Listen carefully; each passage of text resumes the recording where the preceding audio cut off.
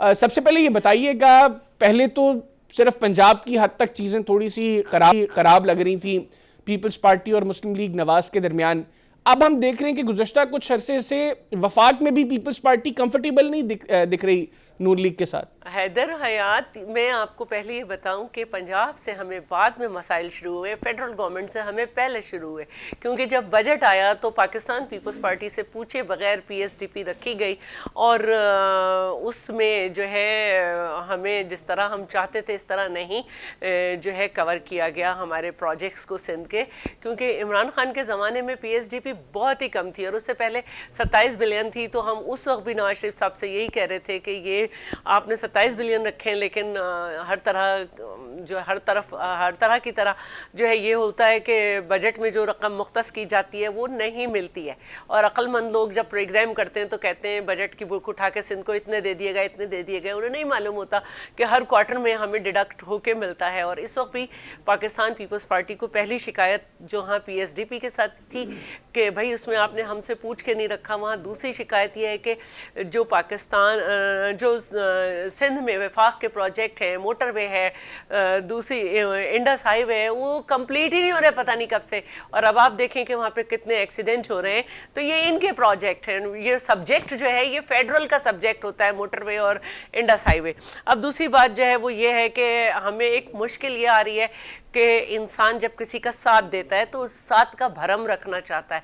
अब भरम जब भी रखा जा सकता है कि जब आप सीसीआई की मीटिंग बुलाएं, नेशनल इकोनॉमिक काउंसिल की मीटिंग बुलाएं, ताकि जो बात है सूबे वो उस प्लेटफॉर्म पे करें जो कि एक कॉन्स्टिट्यूशनल प्लेटफॉर्म है। लेकिन 1 साल हो गया, अब तक 3 मीटिंग तो सीसीआई की हो जानी चाहिए थी और कम से कम 2 मीटिंग कॉन्स्टिट्यूशनल ही जो है ये लिखा हुआ है कि नेशनल इकोनॉमिक काउंसिल की 2 मीटिंग हो, एक भी मीटिंग नहीं हुई।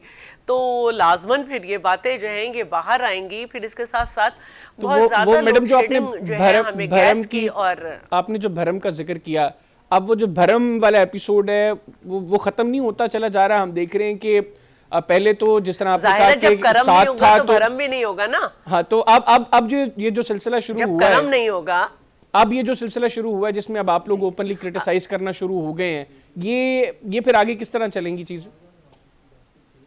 अच्छा देखें, जब कर्म नहीं होगा तो भरम भी नहीं होगा। पंजाब में ये तय हुआ था कि जहाँ जहाँ पर सिंध में भी और पंजाब में भी दोनों अपना अपना हर डिस्ट्रिक्ट में एक रिप्रेजेंटेटिव रखेंगे और उसको शामिल करेंगे, अपने जो डेवलपमेंट की स्कीम्स हैं उसको भी शामिल रखेंगे। अगर वो भी कोई देना चाहता होगा तो बिल्कुल लेंगे।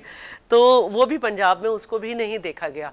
फिर यहाँ पे तो कोई, यहाँ तक तो ये बात चली।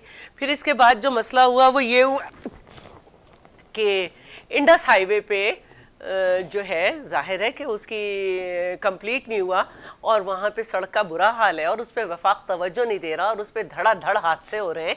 तो बजाय इसके कि आप ना बोले पंजाब का तो इससे कोई कंसर्न नहीं है, ये तो फेडरल का और सूबे सिंध का मामला है।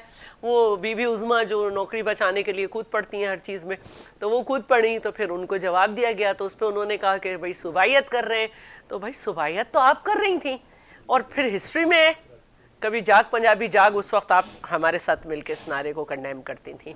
अब आप करती हैं। जब पीटीआई जो है वो धरना लेकर आ रही थी, जब पीटीआई जो है वो 26 नवंबर को आ रही थी, दोनों वक्त आपने कहा पंजाबी पुलिस जो है ना वो बहुत अच्छी ये ठुकाई करती है और ये करती है। फिर उसके बाद आपने कहा पंजाबियों ने शिरकत नहीं की। तो आप खुद जो है वो लोगों की पॉलिटिकल एफिलिएशन को पंजाबियत और इससे हवा दे रही हैं।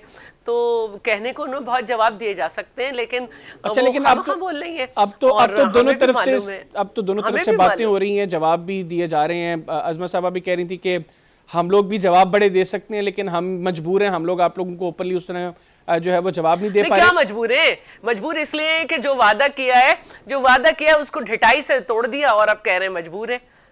मजबूर तो हम है कि हमें पार्लियामेंट को चलाना है हर हाल में।